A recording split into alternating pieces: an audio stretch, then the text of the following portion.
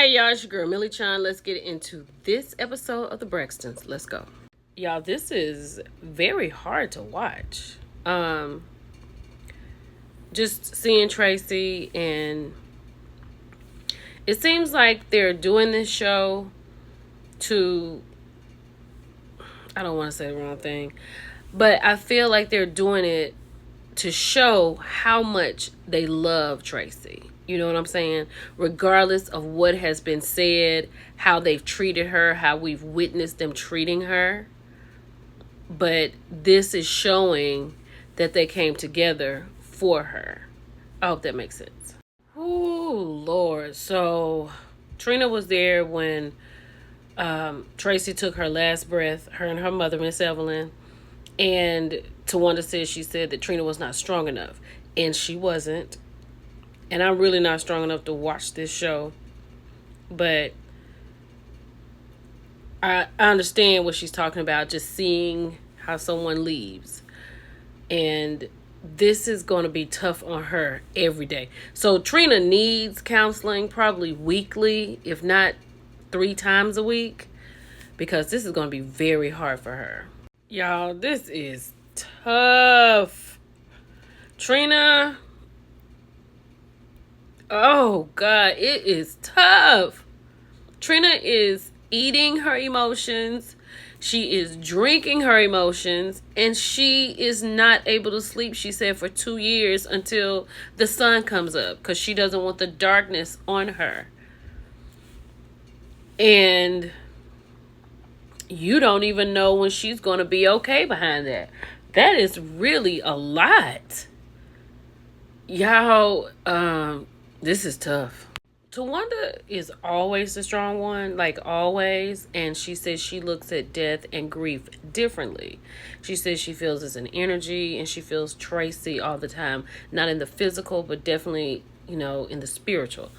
I know she's hurting, but she also has always been known to be the strong one. So I wonder if Tawanda is really like this strong. You know what I'm saying?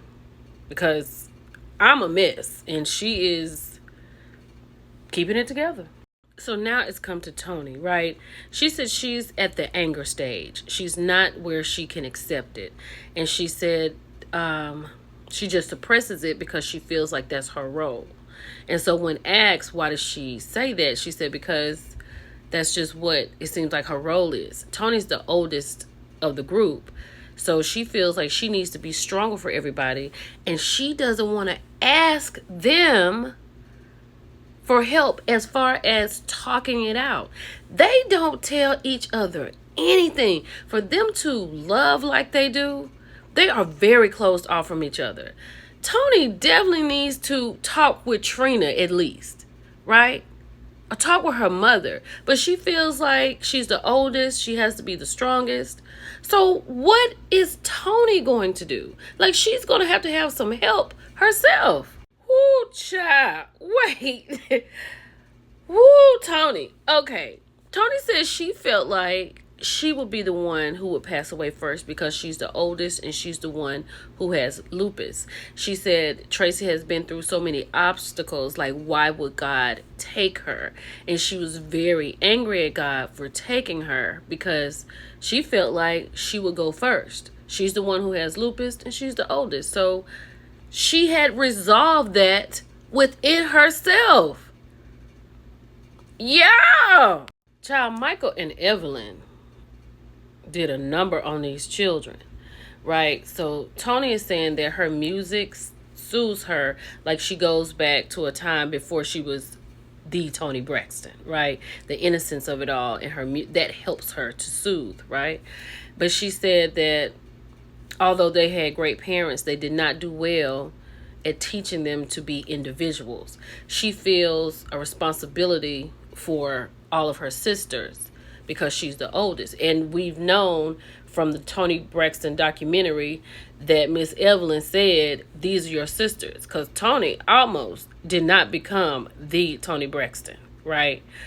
But she says it's hard because she has had to work hard to put her children before her sisters because she was always taught that it's about your family. That is wild. Baby, Kevin Jr., he's lost his mother, and he said 2 years to Tracy's anniversary of passing, he was served divorce papers. So he said he's grieving his mom and he's grieving his wife leaving. So it's like Tracy was his best friend. She's who he talked to, and he just doesn't have that anymore. Oh, hold on. Child, so Kevin had excused himself and went to the door. It sounds like the police there to serve him a warrant for his arrest.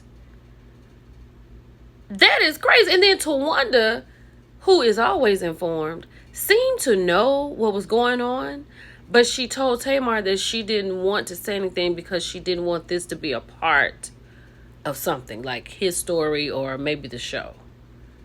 What the hell going on?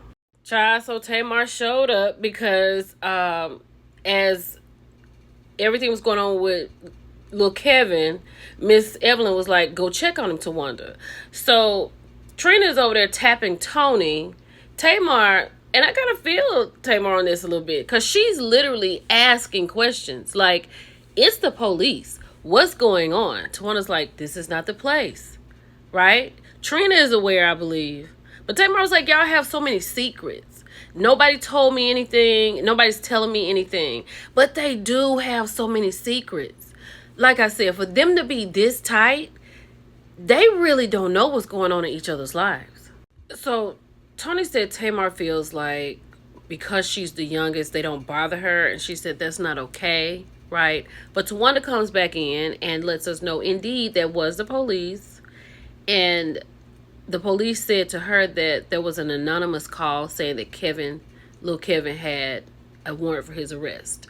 So he has gone to jail to get this straightened out. But Tawanda seems to think that somebody set him up because the timing of it all is just not a coincidence. That is wild. So we're on Tamar now, right? So Tony was like, since this has happened to little Kevin, we may need to reconvene. Tamar is like, for what? And Tamar said she's already been through counseling. And in her confessional, she said that she has boundaries and she puts her foot down on boundaries. And she is always here for her mental health. And she said she's here for her son, and the people who love her. And she meant what she said. I don't even know how to receive that. So then Tamar said, I'm not here to beg. Tony was like, what are you talking about? She said she's not trying to beg for a sisterhood. She's not trying to beg for a friend. She's not trying to beg for time. She's not doing any of that. So they do love each other, but they are very much estranged. So then Tony apologizes to Tamar. She was like, I've never wanted to make you feel like you needed to beg. And Tamar made faces. But Tony went on to say that she wishes that Tamar would be vulnerable enough to let them know what she's feeling. Now, Tony's not vulnerable, but she does want everyone else to be vulnerable. She said she doesn't understand her sister, and she really wants to, but it's difficult. So the problem is with Tawanda and Tamar. Tawanda said that it's a feeling that's not attached. Tamar said the feeling is mutual. They haven't talked. In this particular episode, Tawanda's birthday is in September. They're in March and they haven't talked, right? And now Miss Evelyn is 38 hot. Miss Evelyn is devastated. She was like, they act like they're enemies, and she is tired of it and it's too much. She was like, I have lost a child, and all I worry about, all I care about is you all. She says, you could go out here and leave us today, and all you do is argue. You can't even talk. And she was like, Tracy told them that she was going to haunt them because the way they treat each other is not necessary. And Tamar and Tawanda are sitting on this couch next to each other, not even looking at each other. It's really sad. Miss Evelyn says she's tired of going to God asking him the same thing for these girls. She was like, what are you teaching your children? How to be against one another? And she says she out. Y'all, we can talk about it. It's your girl, Millie Chun. Bye, y'all.